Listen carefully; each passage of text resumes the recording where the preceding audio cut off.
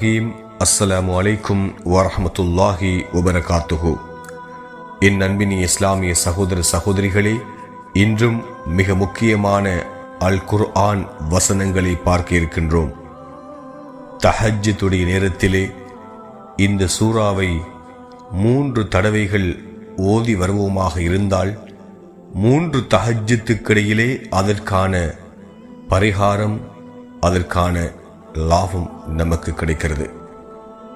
அது என்ன சூரா என்பதற்கு முன்பதாக இமாம் ஷாஃபி அலைஹிவஸல்லம் அவர்கள் கூறினார்கள், யார் தஹஜ்ஜுத் தொழுகையினை வழமையாக தொழுது வருகிறாரோ அவருடைய முகத்தில் அல்லாஹ் பிரகாசத்தினை ஏற்படுத்துகின்றார்.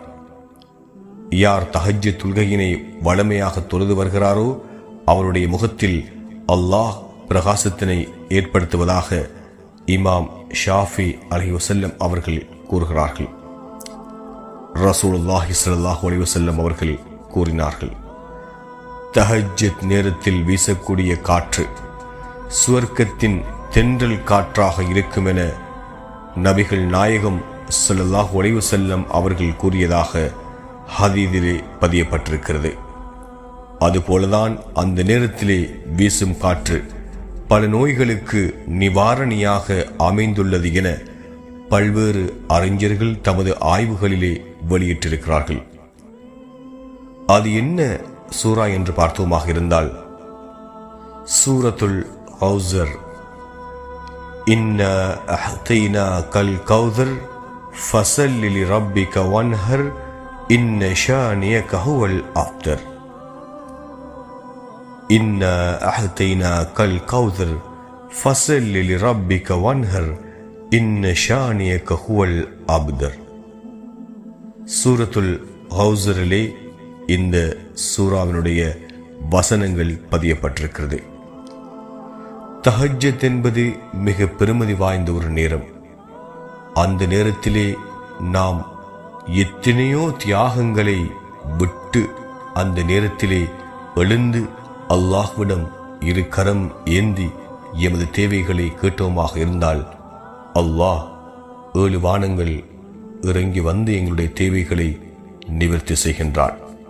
அது மட்டுமல்லாமல் இந்த சூரத்துல் கௌஸர் என்கின்ற இந்த வசனங்களை ஓதுகிற போது 3 தஹஜ்ஜுத்துக்கிடையில் நாம் கேட்கின்ற கோரிக்கைகளுக்கு, நாம் விடுக்கின்ற தேவைகளுக்கு அல்லாஹ் பரிகாரம் தருகின்றான், பதில் தருகின்றான்.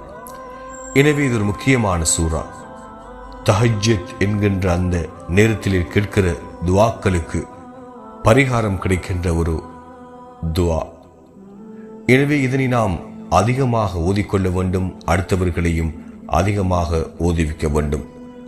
இந்த உலகத்திலே பிறந்தோம், வாழ்ந்தோம், மரணித்தோம் என்று இல்லாமல் எம்மை போல அடுத்தவர்களையும் நல்லமல்கள் செய்கின்ற கூட்டத்திலே ஒருங்கிணைத்தவர்களாக நாங்களும் மாறுவோமாக இருந்தால் இன்ஷா அல்லாஹ் நமக்கு வெற்றி இந்த உலகத்திலும் மறு உலகத்திலும் கிடைக்கும் என்பதில் எவ்விதமான சந்தேகமும் கிடையாது.